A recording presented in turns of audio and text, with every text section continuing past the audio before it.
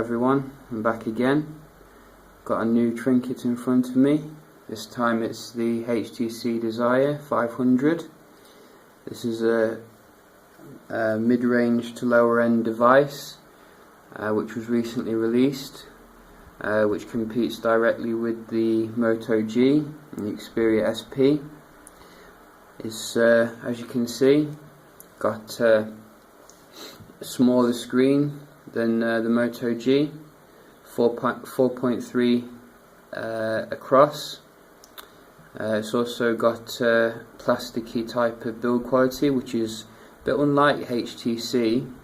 As you know, usually HTC likes its premium materials, but they've skimped a little bit when it comes to the Desire 500. The actual feel of the device isn't too far off Moto G. As you can see, it's got like the same type of curve, which gives it a nice feel in the hand. The back is removable, but you may have some difficulty removing it because there's no way of easily accessing it. So it took me a while to figure out how to get into it. But if you put your thumb in the corner, then that can open it up. On the inside you'll find a micro SD, thankfully, because it's only got 4 gigs internal storage. And you've got a battery which I think is non-removable. I have tried to remove it and it gave me some resistance, so I'm not going to try and pull it out or anything. Also, you've got your 8 megapixel camera with flash, so I'm hoping to see decent pictures, better than the Moto G. The SIM tray is there, so there's no pin-based SIM tray or any of that nonsense. Yeah, it reminds me a bit of the HTC Sensation, the way the back cover wraps around the device. So it does feel sturdy, there's no creakiness to it. You've got your volume rockers on the side of the device here, and the power button at the top. I think HTC could have put it the same place where the Moto G is, around here. It would have felt a little bit better, but because it's not a very tall device, then it's not that much of a problem. When you do power on the device, you've got a 4.3 inch LCD screen, which has 480 by 800 pixel density. So it's not the highest pixel density screen, but I've been pleasantly impressed by the quality of the screen. The colour reproduction is very accurate. The viewing angles are good from every angle, pretty much.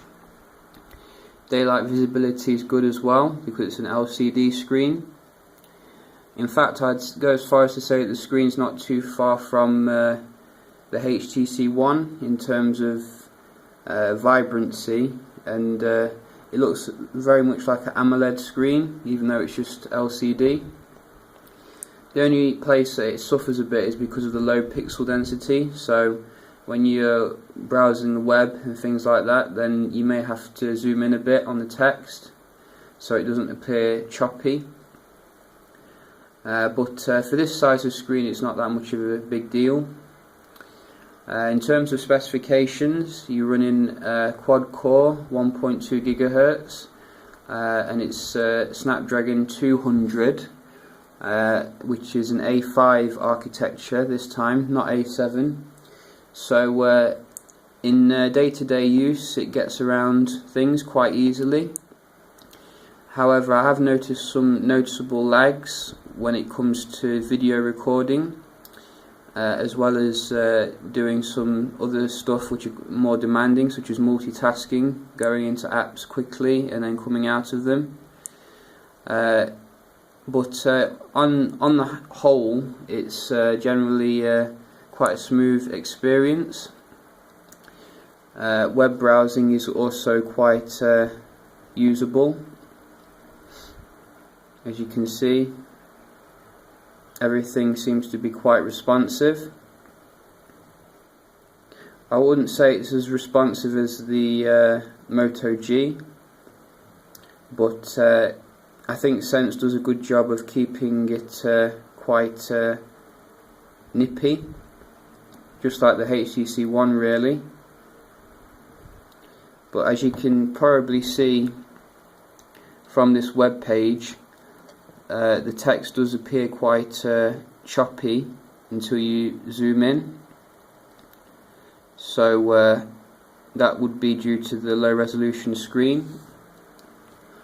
But on the whole, the performance is decent. It's also backed up by 1 gig RAM, so better than the E1 there. But it is very entry level. I don't think you can get a slower processor nowadays.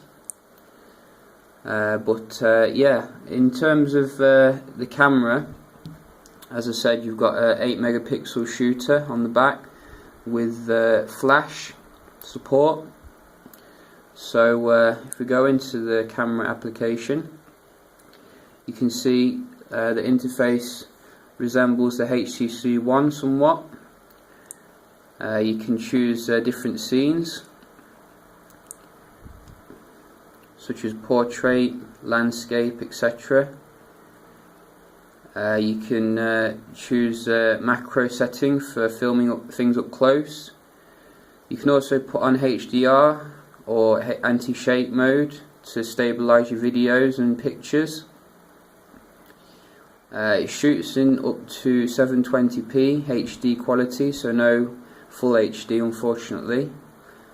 I have been a bit disappointed with the quality of the recording of the device. I think it's probably due to the processor not being able to handle it.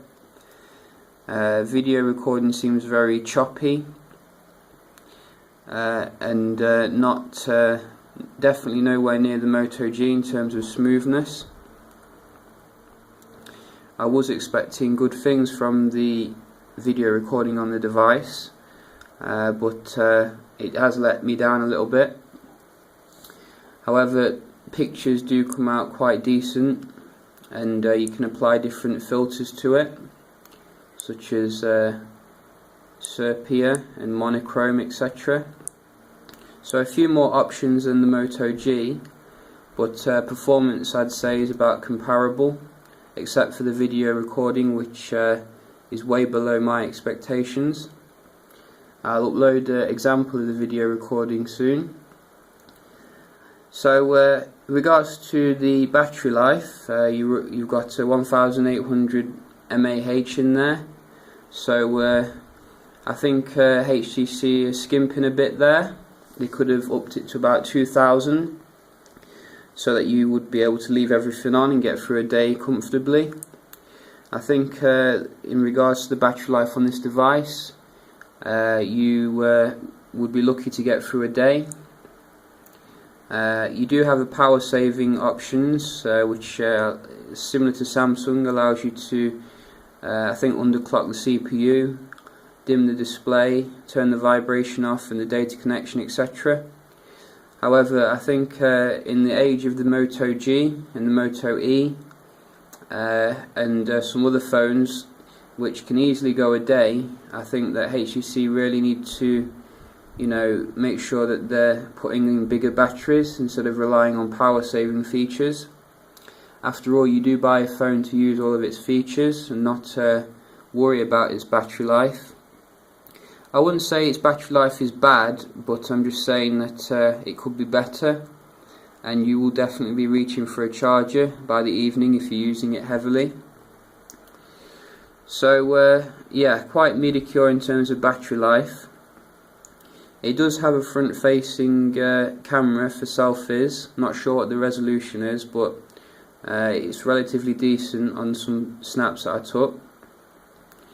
Another bad thing about the device, however, is that it's only running 4.1.2 Android. So that's a very old version of Jelly Bean. I've tried to update the device, but nothing's come down, so it seems a bit crazy how HTC would release a device running such a processor in this modern era. But it does run a very recent version of Sense, so that does help with performance. And if I'm to be perfectly honest, I don't really notice the lack of Project Svelte on the device that KitKat brung. It's still quite nippy and easy to use. It would be nice though if HTC did bring it out with KitKat, but hopefully they will update it in future. So yeah, in regards to the music capabilities of the device, you can top up the storage, which is quite measly. You've got 4 gigs internal, but thankfully you can put your music on an SD card. It's got Beats audio as well, enhancement, although you know, that could be seen as a gimmick to some people.